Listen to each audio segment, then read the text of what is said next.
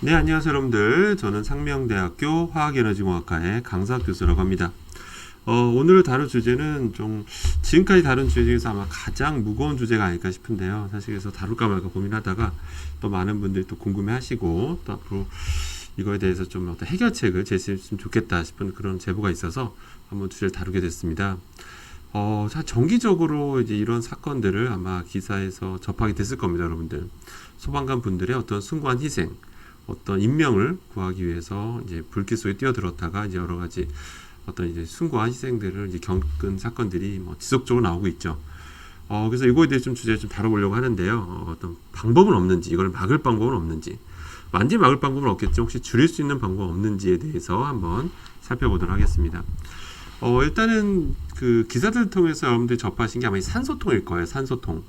보통 우리가 보통 그 소방관 분들 들고 다니는 들고 들어가는 그 산소통이 보통 평균적으로 한 50분 정도, 한 50분 정도는 버틸 수가 있습니다.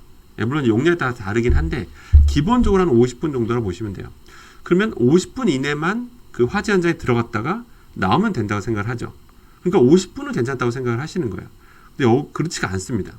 단순하지가 않아요. 산소통으로만 해석이 안 됩니다. 또 아니면 또 어떤 분들 이렇게 오해하세요. 이게 희생이 잇따른 이유가 이제 어떤 뭐 이런 낙하물 때문에, 화재 현장에서는 여러 가지 낙하물들이 있어서 낙하물에 의해서 혹시 움직이지 못하는 일이 발생하고, 그리고 50분이 경과하면 혹시라도 이런 희생이 생길 수밖에 없다라고 보시는 경우도 있는데, 꼭 그렇게 단순하지만은 않습니다. 그러니까 무슨 얘기냐면, 일단 우리가 화재 현장에 대해서 다시 한번 살펴볼게요.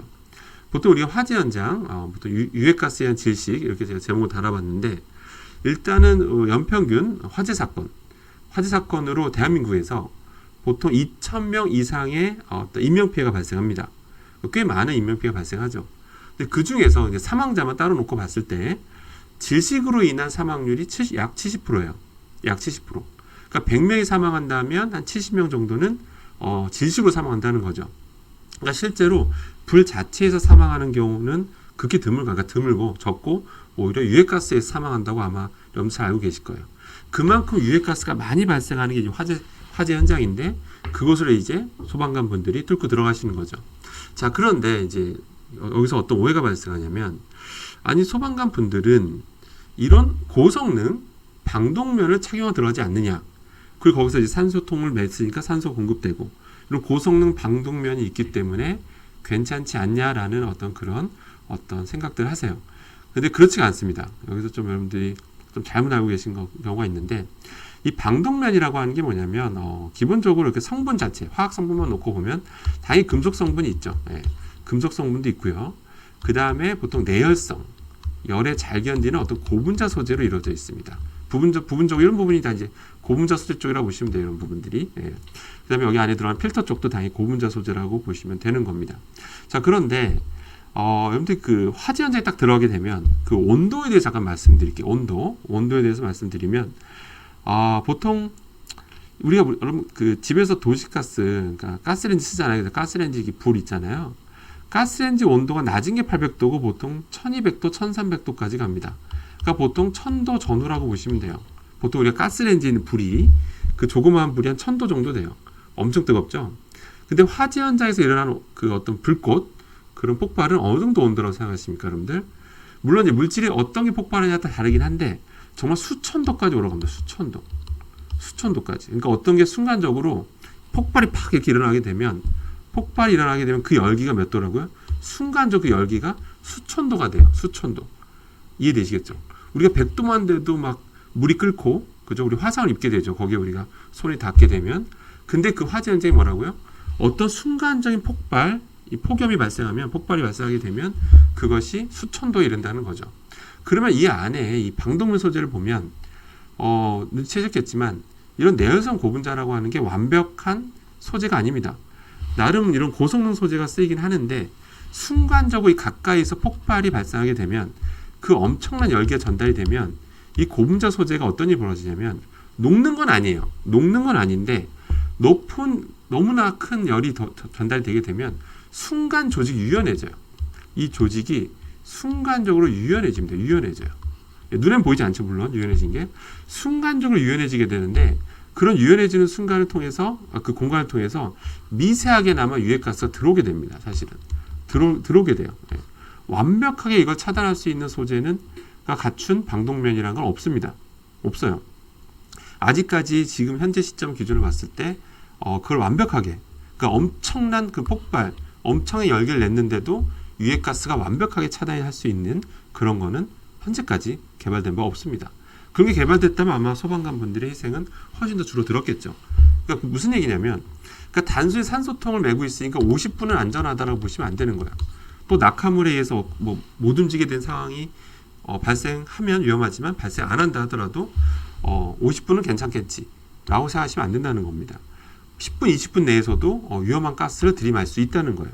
그러니까 이런 위험을 무릅쓰고 들어가신다고 보시면 되는 거예요. 그만큼 정말 소방관분들의 어떤 그런 참 희생 정신에 좀 경의를 표하지 않을 수가 없죠. 자, 그래서 이걸 좀 되게 이런 소방관분들의 희생을 막기 위해서 어떤 대책은 단순하게 한 가지로 말할 수는 없어요. 그렇게 말할 수는 없는데 또 100% 막을 수 있는 방법도 현재로서는 없습니다. 그래도 굳이 막을 수 있는 방법은, 줄일 수 있는 방법은 하나밖에 없습니다. 하나밖에. 일단 아까 말씀드린 방독면이라고 하는 게 폭발 열기, 그러니까 여전히 폭발이 진행되고 있는, 그러니까 불이 이게 서서히 더 이상 폭발이 일어나지 않으면 그나마 괜찮아요. 방독면 소재가. 근데 엄청나게 폭발이 여전히 펑펑 터지는 순간 그 열기 앞에서는 결국 효과가 떨어집니다.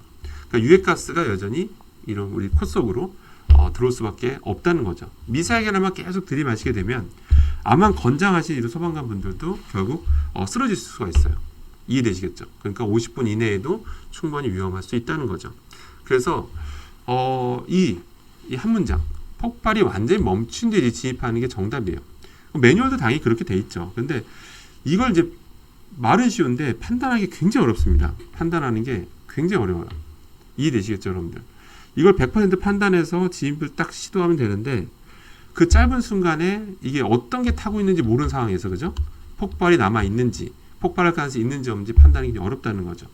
그래서 그나마 막을 수 있는 방법은 첫 번째, 이거 진입을 결정하는 분이, 그 현장 사령관이 그 판단을 되게 잘 하셔야 됩니다. 그래서 현장 경험이 풍부한 분들이 이제 맡아야 되는 게 기본이고, 두 번째는 특히 이게 엄청나게 많은 것들이 타는 이런 공장들이 있죠. 공장들 같은 경우에는 확실히 평소에도 조사가 충분히 이루어져야 돼요. 혹시라도 불이 일어났을 때 폭발 같은 것들이 어떤 식으로 일어날지를 미리 그래도 시뮬레이션 할 수 있는 그런 것들을 좀 더 정교하게, 그걸 100% 그거를 예측할 수는 없지만 그래도 평소에 조사 같은 걸 미리 해서 폭발이 불이 나고 어느 시점 되면 거의 폭발이 멈췄겠다라고 어느 정도는 예상하는 하고 나서 들어가게 되면 상대적으로 이런 소방관분들의 희생을 어떤 좀 줄일 가능성이 높아진다는 거라고 생각하시면 되겠습니다. 그래서 아무튼 이 두 가지만 조금만 된다면 그나마 우리를 위해서 지켜주시는 소방관분들의 희생을 줄일 수 있을 텐데, 근데 참 이것도 참 어려워요. 사실 제 말이 이렇게 하는데, 왜냐하면 그래도 무조건 진입해야 된다. 무조건 진입해야 된다라고 이제 주장하시는 분도 있는데, 근데 그건 또 바람직하지 않은 것 같고요. 그래서 일단 소방관분들의 경의를 표하면서 이번 주제는 여기까지 하도록 하겠습니다.